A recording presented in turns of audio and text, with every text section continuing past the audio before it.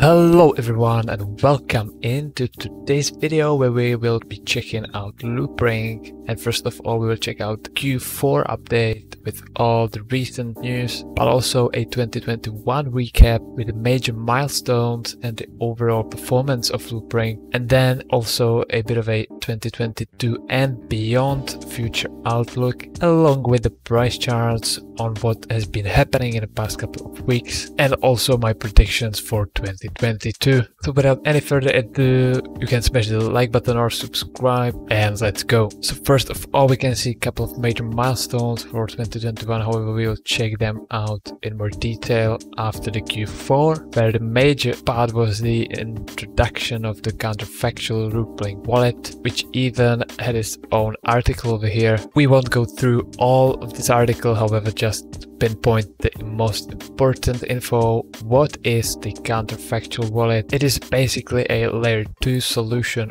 only, which will bypass a costly creation fee on the layer 1, whereas their full Loopring wallet is using both the layer 1 and layer 2, and it's called a smart wallet. This has a nice benefit that it will use much less gas fees, which you can see here in this table. However, there are some disadvantages in relation to recovery, setting daily limits, locking your account, etc. And then for Q4 as well, there was this new fiat on-ramps here, which means that now users no longer have to jump through hoops and waste a gas whilst hopping onto the layer 2. Now with just a couple of clicks, thanks to their provider ramp, they can get easily to the L2 without wasting any gas fees. And we can also see that for the 2022 they want to continue push forward with more direct bridges like the fiat one in Q4. Also, there was a last liquidity mining period and there was over $500 million traded on Loopring during this 7-day period, which is pretty much a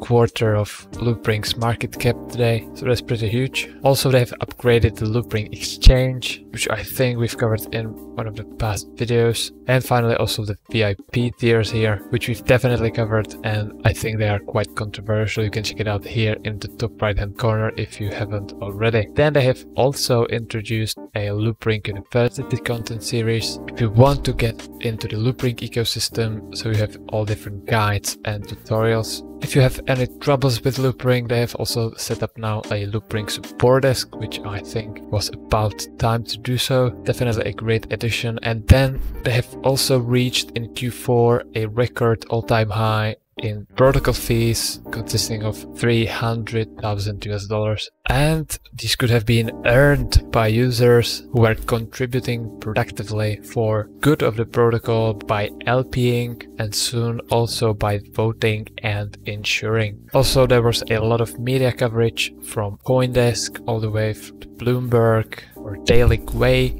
However, now we can finally jump into the path forward for 2022 here, where they will be launching this Loopheads NFT airdrop for early adopters. And they are bringing this kind of new idea to NFTs with this dynamic NFTs, which will change over time. And there will be exclusive 10,000 NFTs airdrop to their users throughout 2022, beginning in January.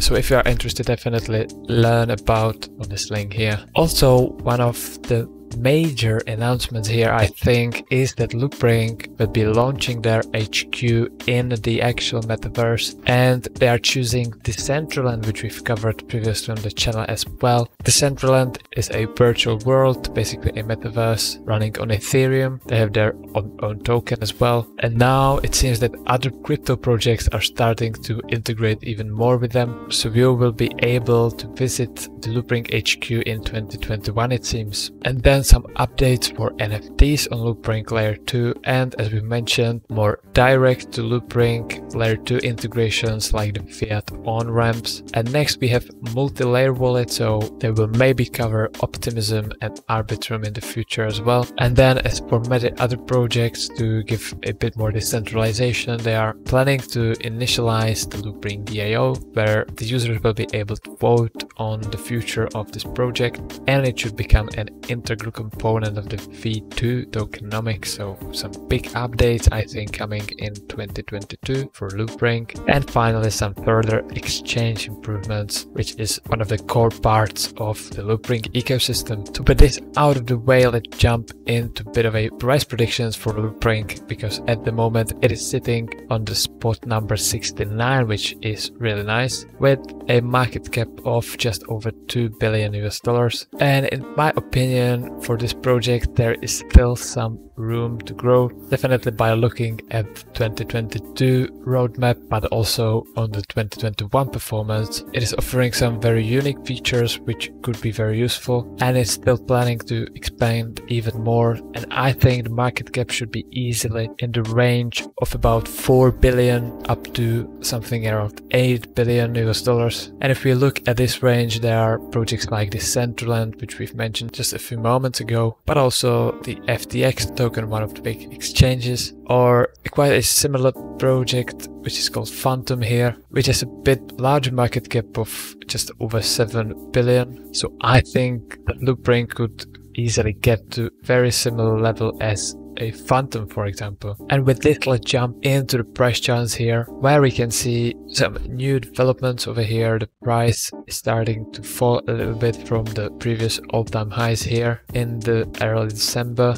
And if we check out the macro picture here, we can see that we are pretty much still in the range of the previous all-time highs here. So it is not that surprising that the price is struggling a little bit to surpass this huge milestone to becoming a new all-time high here. It happened to Cardano as well recently, and here it looks like there will be some struggle as well. We can see that momentum is very much under the zero line as well, which is very similar to, for example, those sell-offs in May 2021. So maybe there is still some way to go down here, but I think here it will depend on the whole crypto situation. We can see that we've not only broken this 50-day moving average, but also this horizontal support, which corresponds to the previous all-time highs at the beginning of this project. And now we are starting to break under the 100-day moving average as well. So there seems to be a lot of selling pressure at the moment. But if you are thinking about starting a position in Loopring, I would definitely wait until we cross this downtrending resistance under which the price is right now at the moment. Usually after the price crosses those downtrending resistances, there is some very nice period of growth over here. We could see the previous case over here. There was slight sideways consolidation, but after that the price picked up quite massively, and a very similar scenario here as well, where the price kept going down slightly a little bit over here. However, after it reached some kind of support here, it started to rise quite dramatically again. But until that point, there was really no reason to start a position, because the price can keep on falling even more under this downtrending resistance. And checking out the Loopring to Bitcoin ratio to get a full picture, we can see that it is pretty much stable right now. We are moving a bit sideways inside this horizontal price channel, which somewhat corresponds to the previous all-time highs here. And aside from a couple of false breakouts over here, it is just trading sideways. Taking a bit of a closer look here, we can see that this ratio is now starting to break under this 50-day moving average, so under another support, but it is hovering around this horizontal support now, and there is still this 100-day moving average to support the price after that. So from this point of view, I think it's still quite a healthy consolidation after a huge run up here towards the end of 2021. As we know, the price cannot go up all the time. And that's it for today's video. I hope you enjoyed this one. If so, make sure to smash the like button to help this channel out, or subscribe for more future content to come on this channel. And I thank you for watching, and I will see you in the next one. Cheers!